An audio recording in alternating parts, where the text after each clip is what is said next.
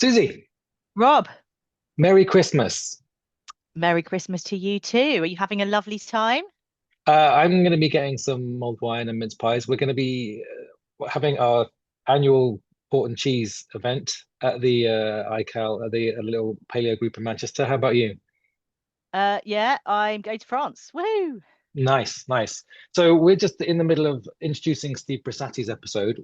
But before we do that, I wanted to catch up with you and give you some Fossil Files updates. Oh, good. We are number one in Earth sciences in the Czech Republic. So What? I don't know what's going on in the Czech Republic, but ahoy to the Czech our Czech listeners who may be like one or two people. I don't know how the competition is for the Earth Sciences chart in the Czech Well, Republic. I was going to ask, how many podcasts are there? I, I don't know. I don't know if the Czech Earth Sciences podcast is crazy, but just to let our listeners know, thank you for your support over the years. Years? We haven't been going that long. Over the few weeks, we have now over 5,000 downloads on our various podcast channels and over 1,000 views on YouTube. So you can find us on Spotify, on Apple, or on YouTube. You can go and find us there. Um, we can go and reach new markets. Croatia, they're also coming up. I don't know whether if it's the Central European powers. They love what we have to say, Susie. It's amazing. Yeah. So you go spread the word in France whilst you're there. Will Um, do. and we will in the new year. I've yet to convince you. How many arm twisting do I have to do if we're going to talk about dinosaur mating? Are you going to allow me to coerce you into that? Oh, have you just made me do it now? I Yeah, think if I'm telling the possibly listeners, then I have by to. announcing it, this means I have to do it. All Oh, right then. Well, okay. in the meantime, I will wish you a Merry Christmas and let everyone get on with listening to Steve Brusatte Part 2. Happy holidays, Rob. Happy holidays. What if the asteroid missed? What happens then? Well, I don't think we're here. I think that's probably the single, most Yep. profound thing we can say. Just because, I mean, you could take any little thing in Earth history and apply the butterfly effect, and the modern world wouldn't be the same.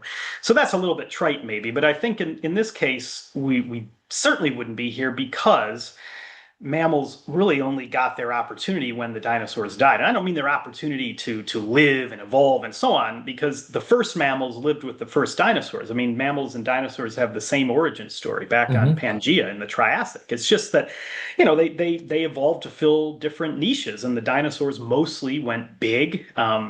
Yes, there were some small dinosaurs. Of course, they would later become very small in the form of birds, but by and large, dinosaurs were things that were kind of badger size up to, dog size, human size, giraffe size in the Triassic. And then in the Jurassic, of course, they went haywire and became absolutely massive, some of them. Mammals stayed in the shadows. And, as far as we know, there was never a mammal bigger than a badger or a house cat that ever lived with the dinosaurs for 150 million years. But there were tons of mammals. I mean, they were not an afterthought. They were not some Hmm. pathetic little side group. Mammals were thriving, but they were just thriving at small size. I mean, when we have these Lagerstätten, like in Liaoning, where these volcanoes, buried entire ecosystems, and you capture a lot of, the smaller species that you wouldn't normally get, and you also capture things like feathers and hair, that you wouldn't normally get. When you see this, you see all these small mammals. You see scurrying mammals and climbing mammals and digging mammals and swimming mammals and mammals that were gliding on wings of skin, over the heads of dinosaurs. So mammals were very good at being small and living, incognito in some of those smaller niches. A lot of them were probably nocturnal. They were just very different from the dinosaurs. And that's probably how things would have persisted if something didn't change it, if the dinosaurs did not go away or mostly go away. And that's what the asteroid did. It just wiped out the incumbents. It was just like just this monumental loss of what were the power brokers. And some dinosaurs survived in the form of birds, but they were very specialized dinosaurs. Many mammals died, but some mammals survived, and these mammals that survived the asteroid were small. They could dig burrows, they could eat lots of different food, they grew quickly, so they were quite adaptable. And from there, very quickly, they diversified. And we see this in New Mexico. We see it first in places like Montana, right after the Hell Creek, within like Hmm. 20,000 years in well dated rocks. You have these primates They're diversifying. I mean, directly, the evolution of primates is linked to the new frontiers that emerged from the asteroid. But in New Mexico, in some of these rocks, very well dated through the work of Andrew Flynn and Matt Heisler and Dan Pepe and our broader team, we can tell, again, remember, there were no mammals bigger than a badger for 150 million years. Within at most 200,000 years or so of the asteroid, just in New Mexico itself, there's pig-sized mammals. And within a million years, again, just in New Mexico itself, there are cow-sized mammals. So very clearly, the asteroid was a game changer. It reset, the evolution of life on Earth, and it basically cleared away the dinosaurs from the top roles. It gave mammals freedom to do new things, to get bigger, and to adapt and evolve. And that's where we get bats and whales and elephants and dogs and cats and eventually humans. So we can play that what-if game, and I think if there was no asteroid, if it was a narrow miss, if it just like rustled the upper layers of the atmosphere and whizzed by the Earth, we probably wouldn't be here. What would dinosaurs have done? I mean, T-Rex and Alamosaurus and Triceratops and Edmontosaurus, those dinosaurs that were there when the asteroid hit, I mean, they would have had to continue living and evolving and doing their thing, and climates would have changed. The asteroid didn't cause global temperatures to start to cool. That started about 10 million years later. It culminated in an ice age. Dinosaurs would have had to deal with that stuff. Could they have dealt with it at large size? Could a Alamosaurus or something have dealt with an ice age? Maybe. Then we can really go into that game. But I think, to summarize, we wouldn't be here. That's the biggest thing. Cool. We wouldn't be having this conversation. Well, one of the reasons I ask is because the old idea that mammals were just waiting for dinosaurs to go extinct has taken a bit of a challenge, right? With all the discoveries of the massive diversity of what Cretaceous mammals were getting up to is much more than we first appreciated. But there's no point in me telling you that, because Steve has indeed written a book all about that, and you can go and find that, which is a lovely segue for me to ask about Steve's next book. Oh, before I do that, I should ask Susie the same question. Short answer. What do you think would happen if the asteroid missed? I agree with what Steve said. Okay, that's the shortest answer you could give, right? I want you, anytime you review a paper of mine, I just want that to be the review, or a grant application or whatever. Just one-liner. Great. You should just clip that up, that little clip of Susie saying, "I agree with Steve." Just use that for whatever circumstances you so need and desire.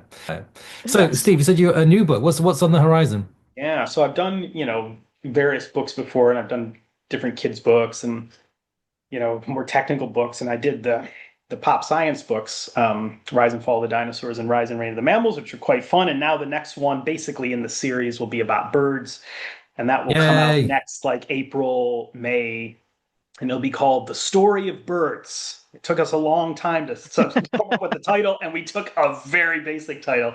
But what the book does is it is, it's a pop science book. It's I think scientists, paleontologists, academics, they might enjoy it, but it's really meant for the public at large and just for people of, vast and varying backgrounds. And we're trying to communicate broadly where birds came from, how they evolved from dinosaurs, what that process was like. I think it's something that is kind of started to seep into, public consciousness, pop culture, that there's something about, dinosaurs had feathers. And that's partly because of you, right? Because you were, I understand that you were the one asking for feathered dinosaurs to turn up in Jurassic World. Right? I'm happy to take credit for that, but no, to be honest, I mean, it was Colin Trevorrow, who was the director of Jurassic World Dominion, that when he actually read my book, that's how I got to know him. He read The Rise and Fall of the Dinosaurs, and he just sent me an email one day, and he said, I'm Colin, and he said, I'm Colin, my name's Colin, I make scientifically inaccurate dinosaur films. I just read your book, and I'd like to talk with you. I thought it was a joke. I thought one of my students was, was playing a joke on me, but I, we talked on the phone, and he came to Edinburgh. We met at the Whiskey Society, Scotch Malt Whiskey Society. Nice. It was at noon, so we didn't have whiskey. We had really nice coffee. They have great coffee. And, he said right away, I want there to be feathered dinosaurs in this film. So he told me that before he even hired me.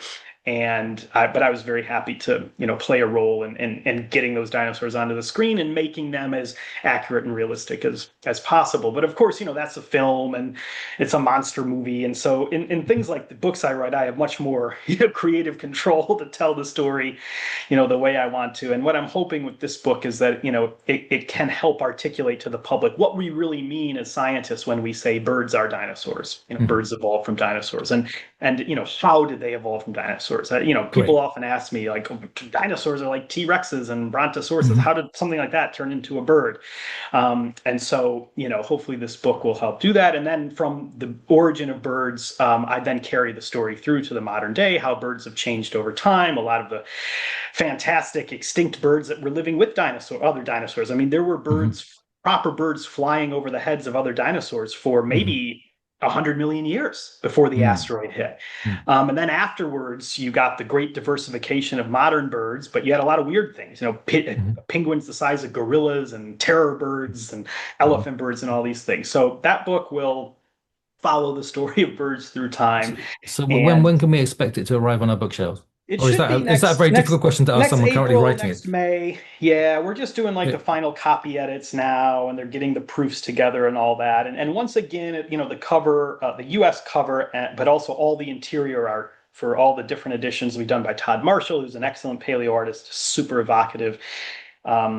The scientific art, the line art, I have, we have about maybe 10 or 15 kind of diagrams showing, wings and feathers and skeleton stuff. Sarah Shelley, my first PhD student in Edinburgh, who's now one of the world's eminent experts on early mammal evolution, but Sarah's also a fantastic artist. She's done the line art. And then Dan Field, who, many of you will know, bird expert at Cambridge, Mr. Early Bird. He's a great bird photographer, and I'm using a lot of his photos in the book to show modern birds. So I'm very excited about it. Great. So you've done a book on dinosaurs. You've done a book on mammals. A book on birds is coming. Steve, when are we going to get a book on fish? I'll do, conodonts and jawless fish and all these things. No, not conodonts. Forget the conodonts. We're going to scrap those. Let's move on to the cool fish. I'm speaking to you from the city of conodonts, Oh, yeah, of It course. was just over here where the conodont animal was found. Yeah. You know what? John Wong, did a book on sharks a year or so ago, which was great. Yeah.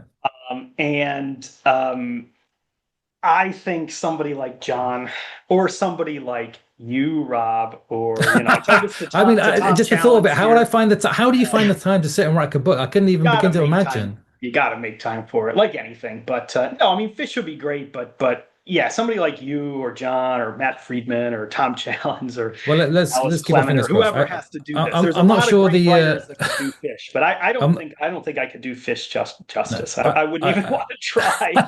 I'm not sure the copy would fly off the shelf in the same way that a book on dinosaurs. Let's be honest. Whilst I love my fossil fish, they're not good. It's not going to bank. It's not going to bank. Yeah, dinosaur books sell better than books on mammals. I can tell you that from experience. Well, you would know. Yeah. There you go. We'll see if birds fall into the dinosaur category. Oh, good point. Taxonomically, they are. Phylogenetically, they are. Indeed. Are you going to put a dinosaur on the front cover? That's the question. Well, what is the cover? Should be revealed soon, and it'll be a different one in the UK than in the US as usual. The UK cover is going to have a big, bold, like Archaeopteryx on the cover. Excellent. So, there you go. You see this transitional, it's bird, but it has teeth and claws, and I think that's going to look cool. The US cover is going to have more of like a, evolutionary sequence, kind of dinosaur to bird and bird diversity thing going on. So I think they look cool. And see what people think. I look forward to it. We need to wrap up really because we've been. We're getting towards the end of our time, but we normally finish on by thinking about what the implications of the work or what next or what's the story. Now, I guess most of the time, Susie and I can just speculate or be scornful about the paper or speculate wildly. But now we actually have one of the authors here. We can ask you that question more directly. I just think, this is what Susie was saying a little while ago. We just need more data. I mean, that's more fossils. And it's not just the fossils themselves, but it's the context. It's the ages of the fossils and it's information on the environment. So, where did they live? What was the temperature like? What was the precipitation like? When you put these things together, that's when you can really get at things like provinciality and test for those ideas, but also, especially the dating of the fossils. That just helps us put together these evolutionary stories, these stories of groups diversifying and going extinct. And I mean, stories sounds maybe kind of negative, like we're making it up, but not really. We're getting at a narrative. We're trying to get at a narrative of Earth history. And you can't really have a narrative unless you know what came before what and what the sequence of events are. And that's really the key for geochronology. So I think a lot more of this story is going to come through the geochronology, accurately dating rocks and fossils. And of course, more than anything, though, is going to be coming from more dinosaur fossils from other parts of the world. I mean, there are latest Cretaceous dinosaurs in South America. They're in Europe. I mean, we have them in Romania. We have them in the Pyrenees. I mean, we know they're Maastrichtian, so they're in the last like 5 or 6 million years. But we don't yet have that precise, dating to see where in the Maastrichtian they are. And I would hope that, the detrital sanidines, in concert with the paleomag data, can also be applied to some of these other places. And so that's in South America, it's in Europe, it's in Asia. There are other Maastrichtian dinosaur faunas, and I think they, it's not just, we want more fossils. Of course, we always want more fossils, but we need better age constraints on a lot of. So I would encourage any, young paleontologists listening, if you have a geological background, geological training, if you're interested in rocks and minerals in the earth and that side of paleontology, there's a lot of work to be done in this area, and it's big picture, and it can be really big impact. And I think this proves it here. Andrew Flynn, all credit. I've seen Andrew grow up from a young, starting his PhD and going through, now he's a young professor. I mean, he's got a first authored science paper as basically a geochronologist by applying these geological techniques to give context to the fossils. There's a whole lot more work like this. And you too can follow Andrew's career trajectory in doing this kind of work. What do you think, Susie? Yeah, I mean, I agree totally.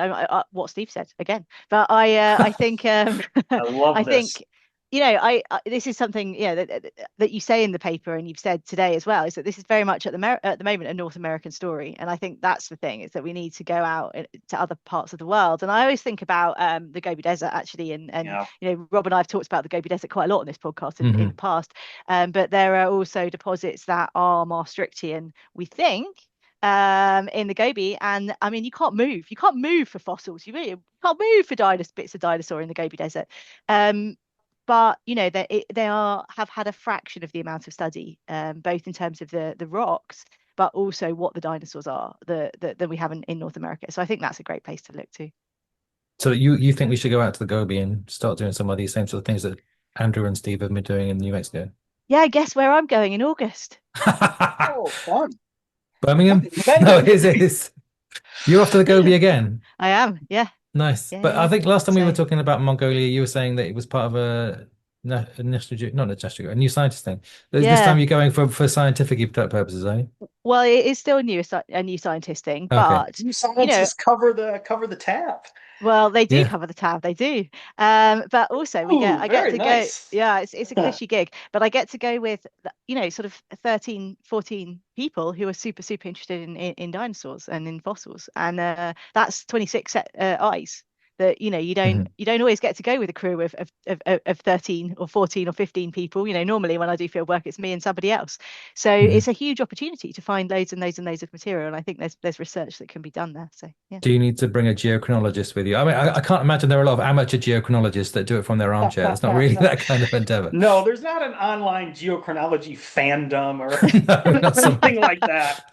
Maybe, but no, it's true. It is, for collecting fossils, it's absolutely true that you can be an amateur, you can do it avocationally, you don't need advanced degrees to do it, and that's great. We all work with plenty of people that don't have advanced degrees, that are volunteers, that are better fossil finders than we are. Something like geochronology, you really do need access to quite advanced equipment, and that does it hinders. That's why there's more fossils that are found than there are studies on the ages of those fossils. But for young geologists, there's just so much more work to be done. And I think Europe's a place really to look at this as well. These faunas in Romania, in Spain, in France.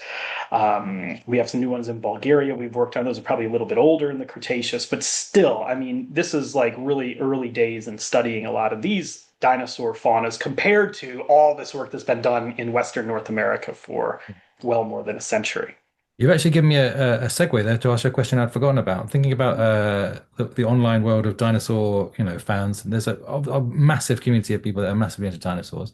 But something that since Susie and I recorded our last Fossil Files episode is the much excitement and a stir has happened with the Nannotyrannus discovery. So just for those that have The short version of the story, because I guess maybe we need to do a whole episode on this. I'm looking at Susie's face to register if she wants to. No, she's doing a no face, everybody. I think we may have to. Is that Nannotyrannus has been a taxon of some controversy in the sense that it is was it a baby Tyrannosaurus Rex, or was it a separate taxon? And a new paper came out. So providing lots of evidence to say that it was. Steve, any quick thoughts on that? Well, I should ask Susie too, but Susie's face implies that she does not want me to ask about it. Nannotyrannus, I don't, never heard of it. What?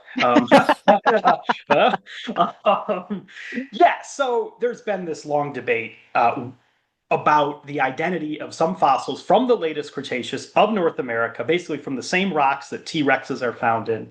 These are clearly tyrannosaurs. They are skulls, and in some cases, partial skeletons of smaller tyrannosaurs, ones that, were not the size of buses, but ones that were maybe the size of like an SUV or something like that.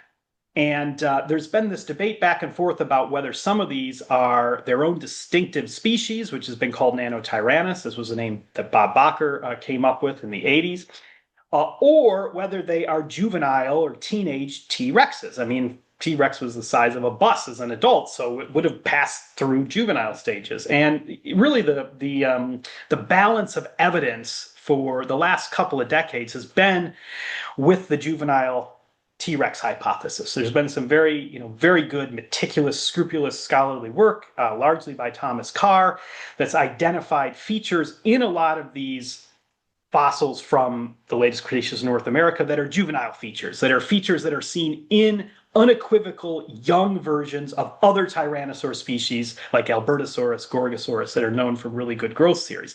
And then more recently, people have done bone histology work on a lot of these Tyrannosaur skeletons, and they've been basically all found to be immature. They're nowhere near fully grown. So that has really made it seem like they're probably juvenile Tyrannosaurs. That's what I've long thought. But we've been wrong about that, at least about some of that. And this new specimen that's now in North Carolina in the museum, studied by Lindsay Zano and James Napoli, who also rescued this specimen for science. This was something that was collected commercially, which of course happens all the time, but this one went through, there were lawsuits and litigation, and there were many times when this thing could have just disappeared, and they saw it through, and they got into that museum. How Lindsay did it, I don't know, but by incredible, I'm incredibly impressed. But this skeleton is a small kind of SUV-sized Tyrannosaur, but its bone histology is of a mature or near mature animal, and it has this really long arm with this really big hand that is absolutely longer than any adult T-Rex arm that we've ever seen. And it has a shorter tail, and there's other weird features. So this is a different species. It is. So people like me that have said, oh, all these things are juvenile T-Rexes, we've been wrong about that. Now the question, I think, becomes, how do we tell a Nannotyrannus from a juvenile T-Rex? They're probably quite similar, and if you don't have that big hand, or if you don't have the bone histology to see if they're mature or not, how can you tell them apart? And I think that's where the research is going to go, and there will surely be legions of dinosaur fans online that will pick their side and send me DMs about it. Susie, have you been following this? Yeah, I mean, I haven't. I'm going to say right now, I haven't read the paper. I read the abstract. That's good enough, right? That basically counts. But well, sorry, I shouldn't interrupt you. Go ahead. What are you going to say? You just reminded me of something. Go ahead. I was just going to say that I would be happy to do this paper, actually, Rob, although I was pulling a face. That's primarily because I have a reputation to maintain about hatred of theropods. But I actually, what this is an extremely cool fossil, and we love cool fossils. Yeah, we do like cool fossils. But also for me, the first author of this Nature paper is my friend Lindsay Zano, and Lindsay is one of the other of maybe 4 or 5 women globally who work on the taxonomy and systematics of dinosaurs. And so I would love to talk about her paper because, there's not that many of us. And when we do something cool, it's nice to be able to talk about it, isn't it? So, well, I'll be trying to sit down with either Lindsay or James for a little short interview at SVP about it. So I don't know if that will cover the bases, but I want to talk to them about it. But side note, sure, you'd have a lot of fun chatting with her. And she'd give you all the goods on the history of the fossil and all the twists and turns. And that's true. Even some crazy stuff, which maybe we'll never publicize, some little things that I know of just how some of those twists and turns almost were derailed the whole thing. So, Do you mean with the dueling dinosaurs, you mean? yeah. I mean, Yeah. this was the fossil's been known for a long time. I mean, many of us who work on tyrannosaurs, I mean, we've known about this, but we've only been able to see photos of it. And, and of course, there's been a lot of speculation online. And yes, the arm is really big, and that's been noticeable for a long time. What you can't, tell from an online photo with no scale bar and some blurry bones, you can't tell the histology of it. You can't tell the maturity of it. Yeah. That's all what's new in the paper. And that's really why it's a tour de force of, supporting this new species, because all these lines of evidence come together. But that fossil, I mean, I don't know, I can't remember when it was excavated, but more than a decade ago. And certainly, I mean, I was just looking. We did I've done various studies of Tyrannosaur phylogeny over the years, mostly with Thomas Carr, and we've updated our data sets, here and there. And our most recent big new version was 2016, which is crazy. It's been modified in many little ways since then. But in that paper, we mentioned there is this new specimen that's out there that we can't do anything with it. And that's why we're not putting Nannotyrannus into our data set. But once this specimen is analyzed, this will be the best test for whether there is a Nannotyrannus that should be in the phylogeny data set. And that was more than a decade ago we actually wrote those words. So this fossil's been hanging around for a long time, and it's a happy ending. It's about the happiest ending you could think of with the fossil that's been commercially collected, that's been the subject of litigation and lawsuits and online rumors and big personalities and big money and all of this. I think if this fossil was found today, it would probably be put up for auction, and it would go for $40 million. And it would just disappear into some hedge fund manager's vault. Thankfully, when they did try to put it up for auction, many years ago, it actually didn't even meet the reserve price. Can you imagine that? So that's why it was pulled off the auction block, from what I understand. Lindsay would know more. But thank God. And now it's the centerpiece of a beautiful museum. And we know that it's Nannotyrannus. And Lindsay and James, they both went into studying it as skeptics of Nannotyrannus. I mean, Lindsay was an author on the big histology paper that Holly Woodward led about 5 years ago that showed that most of these SUV-sized tyrannosaurs were immature.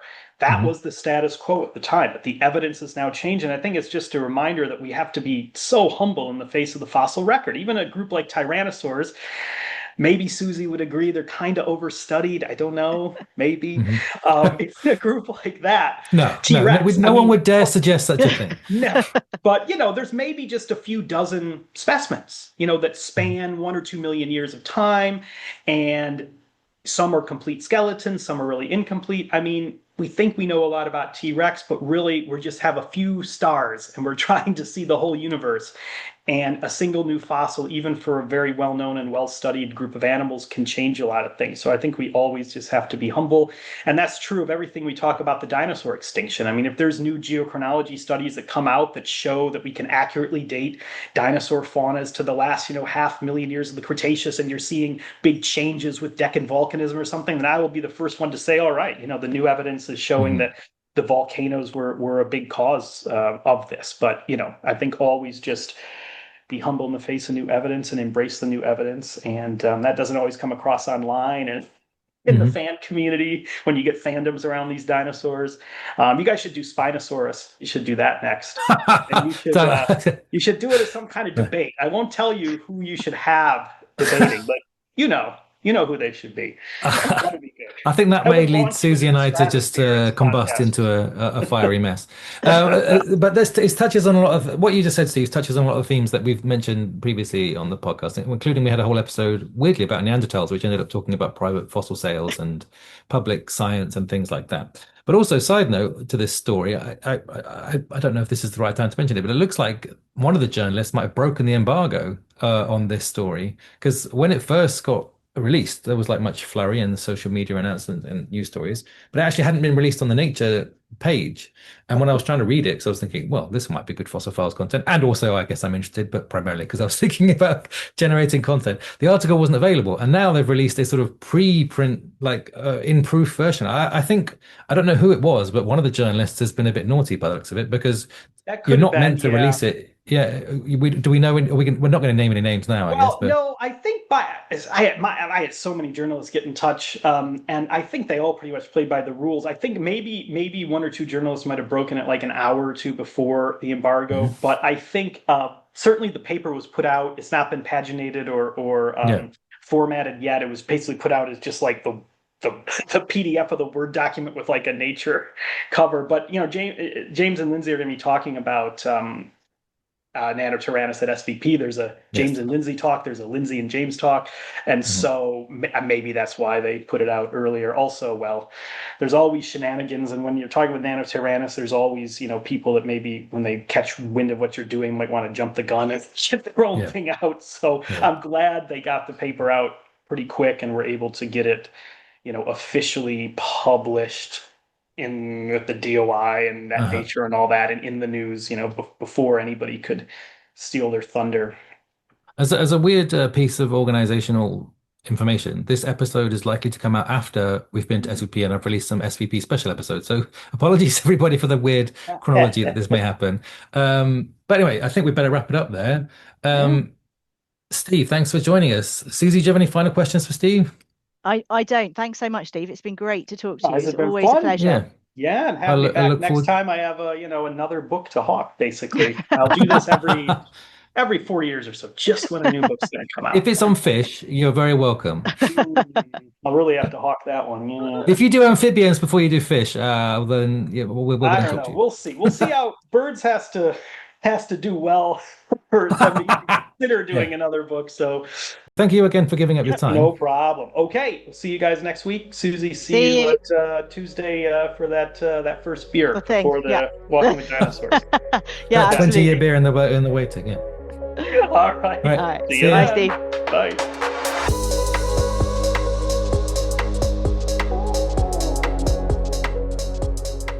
The Fossil Files was presented by Robert Sansom and Susanna Maidment.